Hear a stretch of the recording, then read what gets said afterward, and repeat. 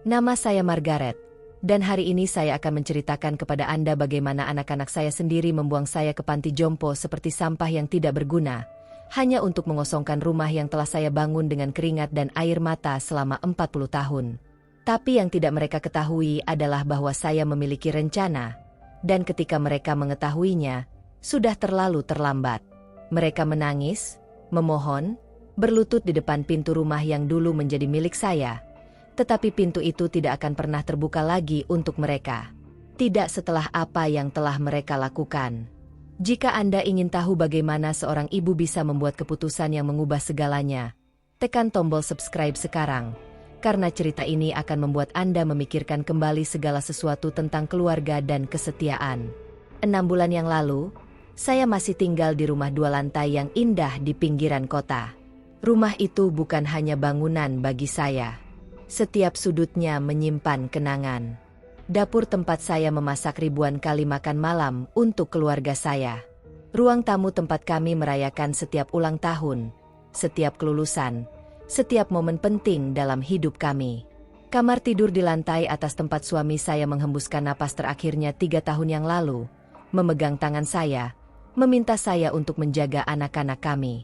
Saya memiliki 3 anak. Daniel, anak tertua saya yang berusia 42 tahun, seorang pengacara sukses dengan mobil mewah dan rumah besar di kawasan elit.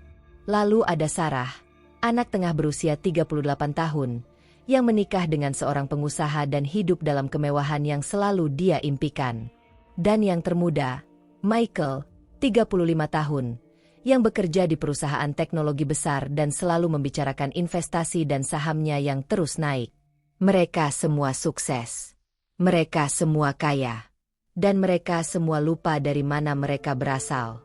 Ketika suami saya meninggal, meninggalkan saya dengan rumah yang sudah lunas dan tabungan pensiun yang sederhana, anak-anak saya mulai berubah. Awalnya halus, hampir tidak terlihat. Daniel mulai bertanya tentang surat-surat rumah. Sarah mulai menyarankan agar saya mempertimbangkan untuk pindah ke tempat yang lebih kecil, lebih mudah dirawat, katanya. Michael mulai membicarakan tentang nilai properti di area kami yang terus meningkat, tentang betapa sia-sianya membiarkan aset seperti itu hanya untuk satu orang tua. Saya tidak bodoh. Saya tahu apa yang mereka inginkan. Tapi saya masih mencintai mereka. Mereka adalah darah daging saya. Jadi saya mengabaikan tanda-tanda itu, memberi mereka keuntungan dari keraguan, berharap saya salah tentang niat mereka. Lalu datang hari itu. Hari ketika ketiga anak saya datang bersama-sama ke rumah saya, sesuatu yang jarang terjadi akhir-akhir ini. Mereka duduk di ruang tamu, di sofa yang sama tempat saya dulu membaca mereka cerita sebelum tidur. Wajah mereka serius, dan saya tahu dalam hati saya bahwa sesuatu yang buruk akan terjadi. Daniel yang berbicara pertama, dengan nada pengacaranya yang profesional dan dingin. "Ibu," kata dia, "kami telah berdiskusi dan kami pikir sudah waktunya bagi Anda untuk pindah ke fasilitas perawatan. Anda tidak muda lagi, dan rumah ini terlalu besar untuk Anda kelola sendiri. Kami khawatir tentang keselamatan Anda." Saya menatap mereka satu persatu, mencari tanda-tanda kepedulian yang tulus di mata mereka. Tapi yang saya lihat hanya ketidaksabaran, keserakahan yang terselubung rapi di balik kepura-puraan kekhawatiran. "Saya baik-baik saja di sini," saya menjawab pelan. "Ini rumah saya. Rumah kita. Saya tidak ingin pergi." Sarah kemudian berbicara. Suaranya dibuat-buat lembut, seolah-olah dia berbicara dengan anak kecil. "Ibu, kamu harus realistis. Kamu sudah 75 tahun. Bagaimana jika kamu jatuh di tangga? Bagaimana jika terjadi sesuatu dan tidak ada yang ada di sini untuk membantu? Kami melakukan ini karena kami mencintai Anda." Kata-kata itu menusuk seperti pisau. Cinta. Mereka berani menggunakan kata itu ketika yang sebenarnya mereka maksud adalah uang. Mereka ingin rumah saya. Mereka ingin menjualnya dan membagi hasilnya. Dan saya, ibu mereka, hanya penghalang yang harus disingkirkan. Michael menambahkan, dengan cara bicaranya yang cepat dan efisien. "Kami sudah menemukan tempat yang bagus. Ibu, Panti Jompo Sunset Gardens. Fasilitasnya luar biasa. Makanan 3 kali sehari, kegiatan, perawatan medis 24 jam. Anda akan menyukainya. Dan Anda tidak perlu khawatir tentang merawat rumah besar ini lagi. Saya merasakan air mata mulai berkumpul di mata saya, tetapi saya menahannya. Saya tidak akan menangis di depan mereka. Tidak akan memberi mereka kepuasan itu. Berapa lama kalian merencanakan ini? Tanya saya. Suara saya bergetar meskipun saya mencoba mengendalikannya. Ibu, jangan seperti itu, kata Daniel. Kami tidak merencanakan apa-apa.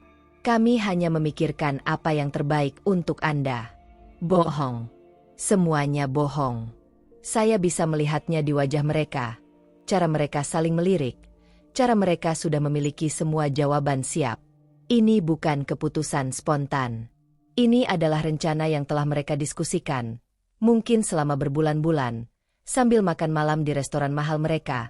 Sambil minum anggur yang harganya lebih dari tunjangan bulanan kebanyakan orang. Saya mencoba berdebat. Saya mencoba mengatakan kepada mereka bahwa saya masih sehat. Masih bisa mengurus diri sendiri.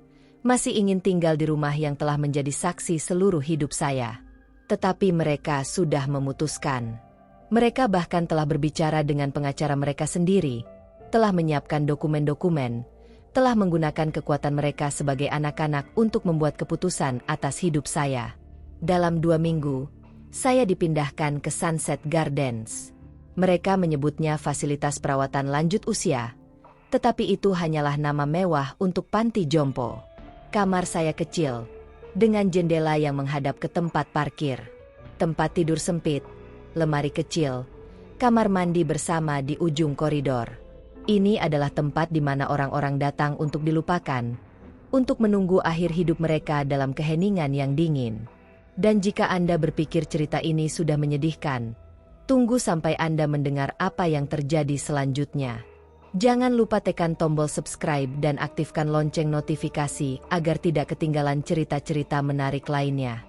Hari-hari pertama di Sunset Gardens adalah yang terburuk. Saya bangun setiap pagi dalam kebingungan, tidak mengenali di mana saya berada, meraih ruang kosong di sebelah saya di mana suami saya dulu berbaring. Realitas akan menghantam saya seperti gelombang dingin. Saya tidak lagi di rumah. Saya telah dibuang. Anak-anak saya datang mengunjungi saya di minggu pertama. Tentu saja. Mereka datang dengan senyum palsu dan bunga-bunga murah.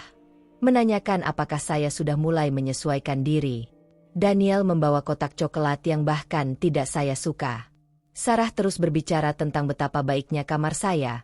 Betapa beruntungnya saya memiliki perawatan yang begitu baik. Michael bahkan tidak bisa berhenti memeriksa teleponnya. Mereka tinggal selama 30 menit. 30 menit untuk ibu yang telah menghabiskan seluruh hidupnya untuk mereka. Setelah minggu pertama, kunjungan menjadi lebih jarang. Daniel datang setiap 2 minggu, selalu dengan alasan bahwa dia sangat sibuk dengan kasus-kasus penting. Sarah mengirim pesan teks, mengatakan dia akan datang segera, tetapi segera tidak pernah datang. Michael hanya menelepon sesekali, percakapan cepat di mana dia lebih banyak berbicara tentang dirinya sendiri daripada menanyakan kabar saya. Dan rumah saya? Rumah yang telah saya rawat dengan cinta selama 40 tahun, mereka menjualnya dalam 3 bulan.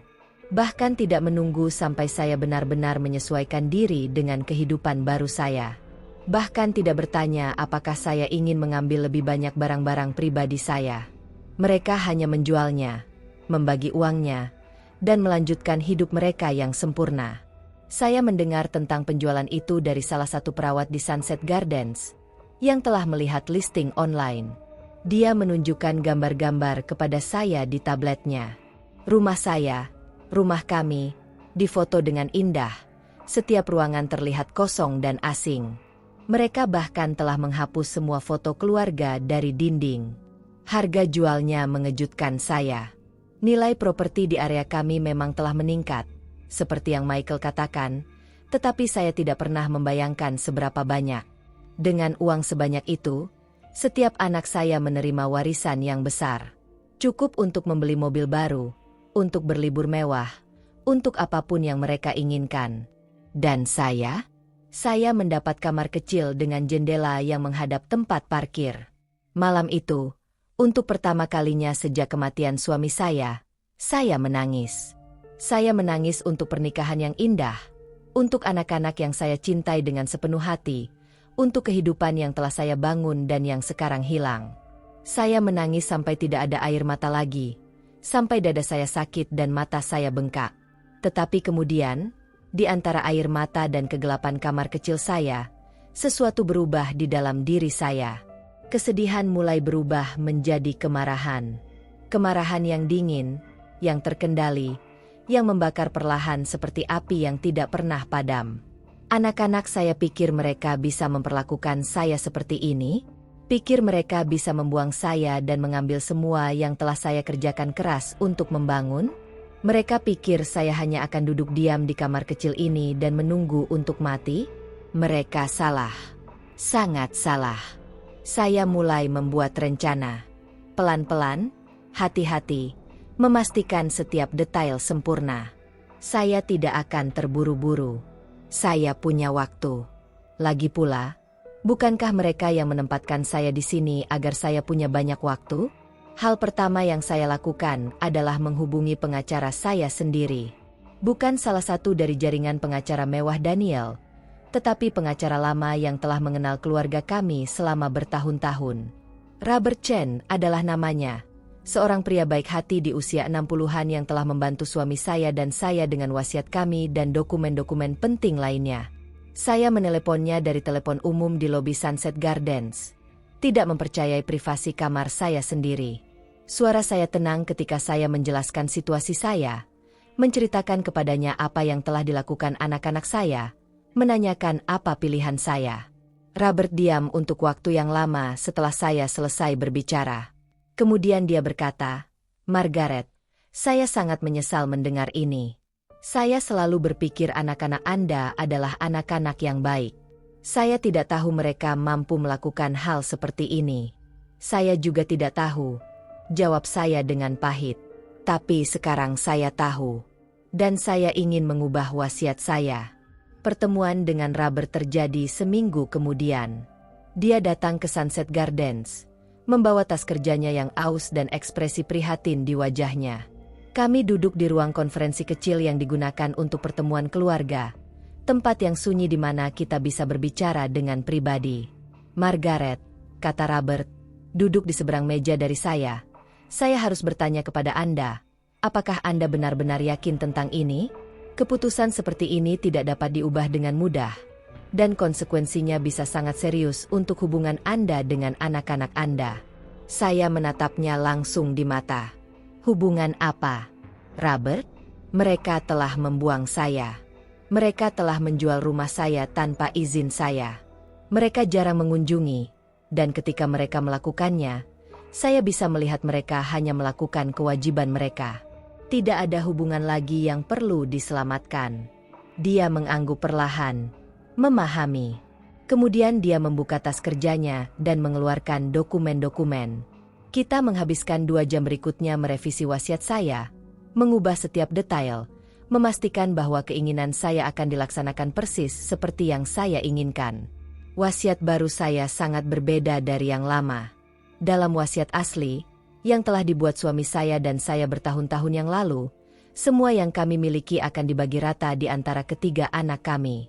Itu adalah wasiat yang khas, yang penuh cinta, yang dibuat oleh orang tua yang percaya bahwa anak-anak mereka akan mengurus mereka di hari tua mereka. Tetapi wasiat baru saya tidak meninggalkan apa-apa untuk anak-anak saya. Tidak sepeser pun. Tidak satu barang pun. Tidak satu kenangan pun. Sebagai gantinya, saya meninggalkan segala sesuatu yang saya miliki untuk amal. Tabungan pensiun saya yang tersisa, polis asuransi jiwa saya, bahkan perhiasan kecil yang suami saya berikan kepada saya selama bertahun-tahun, semuanya akan pergi ke organisasi-organisasi yang membantu orang tua yang telah ditinggalkan oleh keluarga mereka, ke tempat penampungan untuk tunawisma, ke program yang memberi makan orang lapar. Uang yang seharusnya menjadi warisan anak-anak saya sekarang akan membantu orang-orang yang benar-benar membutuhkan. Orang-orang yang tidak beruntung memiliki anak-anak sukses yang bisa merawat mereka tetapi memilih untuk tidak melakukannya. Tetapi itu bukan bagian yang paling penting dari wasiat baru saya. Bagian yang paling penting adalah surat yang saya tulis, yang akan dibacakan kepada anak-anak saya setelah kematian saya. Surat yang menjelaskan persis mengapa saya membuat keputusan ini. Surat yang mereka tidak akan pernah bisa diabaikan atau dilupakan. Robert membantu saya menyusun kata-kata dengan hati-hati. Kami membuatnya legal, tidak dapat diganggu-gugat, sempurna dalam setiap detail. Ketika kami selesai, dia melihat saya dengan campuran kesedihan dan rasa hormat. "Anda adalah wanita yang kuat, Margaret," katanya. "Saya berharap keadaannya berbeda. Saya berharap anak-anak Anda tidak memaksa Anda untuk membuat pilihan ini." "Saya juga berharap demikian," jawab saya. "Tetapi mereka melakukannya. Dan sekarang mereka harus hidup dengan konsekuensinya." Setelah wasiat diubah, saya merasa beban besar terangkat dari bahu saya. Saya telah mengambil kembali kendali atas hidup saya, atas warisan saya. Anak-anak saya mungkin telah mengambil rumah saya, tetapi mereka tidak akan mendapatkan apa-apa lagi dari saya. Tetapi saya tidak berhenti di situ. Saya ingin mereka tahu apa yang telah mereka hilangkan. Saya ingin mereka merasakan penyesalan yang membakar, yang tidak akan pernah hilang. Jadi saya mulai merencanakan langkah berikutnya. Saya mulai menulis buku harian. Setiap hari, saya menulis tentang kehidupan saya di Sunset Gardens. Saya menulis tentang kesendirian, tentang makanan yang hambar, tentang malam-malam panjang di mana saya tidak bisa tidur karena seseorang di koridor berteriak dalam mimpi buruk mereka. Saya menulis tentang bagaimana rasanya menua sendirian, dilupakan oleh orang-orang yang seharusnya mencintai Anda. Tetapi saya juga menulis tentang kenangan. Kenangan indah dari ketika anak-anak saya masih kecil, ketika mereka masih membutuhkan saya, ketika mereka masih mencintai saya dengan kepolosan masa kanak-kanak. Saya menulis tentang setiap ulang tahun yang kami rayakan, setiap liburan, setiap momen spesial yang telah kami bagikan sebagai keluarga. Dan di setiap halaman, saya membuat kontras menjadi jelas. Dulu versus sekarang. Cinta versus pengabaian. Keluarga yang kami miliki versus kesepian yang mereka tinggalkan untuk saya. Buku harian itu akan diberikan kepada anak-anak saya bersama dengan wasiat. Mereka akan membacanya dan mereka akan tahu. Mereka akan tahu persis bagaimana tindakan mereka mempengaruhi saya. Mereka akan tahu betapa mereka telah menyakiti ibu mereka sendiri. Dan pengetahuan itu akan mengikuti mereka selamanya. Bulan-bulan berlalu. Saya terus menulis, terus merencanakan, terus menjalani kehidupan tenang saya di Sunset Gardens. Anak-anak saya terus mengabaikan saya. Daniel berhenti datang sama sekali, mengklaim bahwa kasusnya terlalu memakan waktu. Sarah mengirim kartu di ulang tahun saya, kartu generik dengan pesan yang dicetak yang tidak memerlukan usaha atau pemikiran pribadi. Michael menelepon pada Natal, percakapan 5 menit yang canggung di mana dia jelas ingin segera mengakhiri panggilan. Mereka pikir mereka sudah selesai dengan saya. Mereka pikir mereka telah menyelesaikan masalah ibu tua mereka dengan menempatkan saya di luar pandangan dan di luar pikiran. Mereka melanjutkan hidup mereka yang sempurna, menghabiskan uang dari penjualan rumah saya, tidak pernah berpikir 2 kali tentang wanita tua yang sendirian di panti jompo. Tetapi kemudian, 6 bulan setelah saya tiba di Sunset Gardens, sesuatu yang tidak terduga terjadi. Sesuatu yang mengubah segala sesuatu dan mempercepat rencana saya dengan cara yang tidak pernah saya bayangkan. Saya menerima surat. Surat resmi dari firma hukum yang tidak saya kenal. Tangan saya gemetar ketika saya membukanya. Takut bahwa entah bagaimana anak-anak saya telah menemukan tentang perubahan wasiat saya, bahwa mereka mencoba untuk menantangnya. Tetapi itu bukan dari anak-anak saya. Itu dari keponakan suami saya, Thomas, yang tinggal di Australia dan yang telah saya kehilangan kontak dengannya selama bertahun-tahun. Thomas adalah anak tunggal dari kakak laki-laki suami saya, yang telah meninggal muda dalam kecelakaan mobil beberapa dekade yang lalu. Surat itu menginformasikan bahwa Thomas telah meninggal 3 bulan sebelumnya. Dia tidak pernah menikah, tidak punya anak, dan dalam wasiatnya, dia telah meninggalkan seluruh kekayaannya kepada keluarga terdekat di Amerika, yaitu saya dan anak-anak saya. Jumlahnya membuat saya tercengang. Thomas ternyata sangat sukses dalam bisnis teknologi di Australia. Warisannya berjumlah hampir 2 juta dolar Australia, yang setara dengan sekitar 1,5 juta dolar Amerika. Saya duduk di kamar kecil saya, memegang surat itu, pikiran saya berpacu. Ini adalah uang yang tidak pernah saya harapkan. Rejeki nomplok yang datang pada saat yang paling tidak terduga. Dan tiba-tiba, saya menyadari bahwa saya memiliki kekuatan yang jauh lebih besar daripada yang pernah saya bayangkan. Anak-anak saya tidak tahu tentang Thomas. Mereka tidak tahu tentang warisan ini. Dan saya memutuskan bahwa mereka tidak akan pernah tahu, sampai sudah terlambat. Saya menghubungi Robert lagi. Kami bertemu, kami membahas opsi saya, dan kami merevisi wasiat saya sekali lagi. Kali ini, jumlah yang akan pergi ke amal jauh lebih besar. Anak-anak saya tidak hanya akan kehilangan tabungan pensiun kecil saya, mereka akan kehilangan kesempatan untuk mendapatkan lebih dari 1 juta dolar. Tetapi ada satu perubahan lagi yang saya buat. Satu perubahan yang akan memastikan bahwa anak-anak saya benar-benar memahami apa yang telah mereka hilangkan. Saya menambahkan klausul ke wasiat saya yang menyatakan bahwa anak-anak saya akan diberitahu tentang warisan asli, tentang uang yang bisa menjadi milik mereka, sebelum mereka diberitahu bahwa mereka tidak akan mendapatkan apa-apa.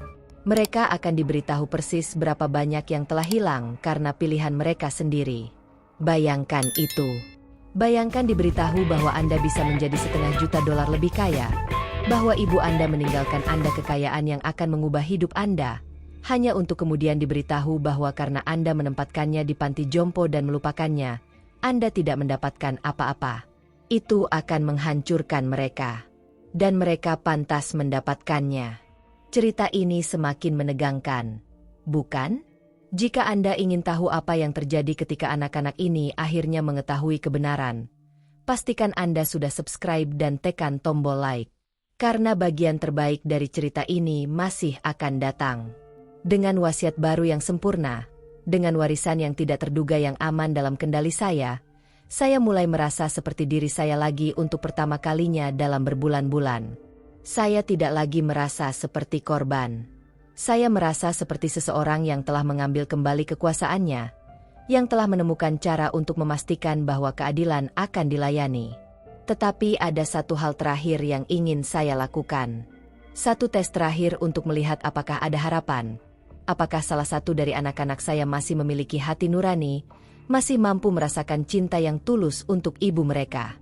Saya memutuskan untuk mengadakan apa yang saya sebut sebagai eksperimen kecil saya sendiri. Saya akan berpura-pura sakit. Tidak cukup sakit untuk mengancam jiwa, tetapi cukup sakit untuk menakut-nakuti mereka, untuk melihat apakah mereka benar-benar peduli tentang kesejahteraan saya atau hanya tentang warisan potensial saya. Saya berbicara dengan salah satu perawat di Sunset Gardens, seorang wanita baik bernama Linda yang telah menjadi satu-satunya orang yang benar-benar peduli tentang saya di tempat ini. Saya menjelaskan rencana saya, dan meskipun dia ragu pada awalnya, dia akhirnya setuju untuk membantu. Linda menelepon Daniel, Sarah, dan Michael, memberitahu mereka bahwa saya telah jatuh di kamar mandi dan memukul kepala saya. Dia mengatakan bahwa saya baik-baik saja, tidak ada cedera serius, tetapi bahwa dokter ingin mengamati saya dan bahwa mungkin ide yang baik jika mereka datang mengunjungi. Kemudian saya menunggu. Saya berbaring di tempat tidur rumah sakit kecil di sayap medis Sunset Gardens, dengan perban di kepala saya yang sebenarnya tidak perlu, dan saya menunggu untuk melihat apakah anak-anak saya akan datang. Daniel tiba 3 hari kemudian. 3 hari. Ibu mereka jatuh dan memukul kepalanya. Dan dia membutuhkan 3 hari untuk menemukan waktu di jadwalnya yang sibuk untuk datang melihat apakah saya masih hidup. Dia masuk ke kamar dengan ekspresi khawatir yang dibuat-buat di wajahnya, tetapi saya bisa melihat di matanya bahwa dia lebih terganggu daripada khawatir. Ini adalah gangguan dalam hari kerjanya, tidak lebih. Ibu, katanya, duduk di kursi di samping tempat tidur saya tetapi tidak cukup dekat untuk menyentuh saya. Saya mendengar Anda jatuh. Bagaimana perasaan Anda? Saya baik-baik saja, jawab saya pelan, mengamati reaksinya. Hanya sedikit pusing. Terima kasih sudah datang. Tentu saja, katanya, sudah memeriksa jamnya. Saya punya deposisi di sore hari, jadi saya tidak bisa tinggal lama. Tapi saya ingin memastikan Anda baik-baik saja. 15 menit. Itu semua waktu yang dia habiskan dengan saya. 15 menit sebelum dia mencari alasan untuk pergi, menjanjikan untuk kembali segera. Janji yang kami berdua tahu tidak akan dia tepati. Terima kasih sudah mendengarkan cerita saya sampai akhir. Jika Anda merasa tersentuh dengan cerita ini, atau jika Anda memiliki pendapat tentang apa yang harus terjadi selanjutnya, silakan tinggalkan komentar di bawah dan jangan lupa tekan tombol like. Bergabunglah dengan keluarga kami dengan menekan tombol subscribe dan aktifkan lonceng notifikasi agar Anda tidak ketinggalan cerita-cerita menarik lainnya yang akan membuat Anda merenungkan makna keluarga, kesetiaan, dan keadilan. Dukungan Anda sangat berarti bagi kami, dan kami berharap dapat terus berbagi cerita-cerita yang menyentuh hati dengan Anda semua.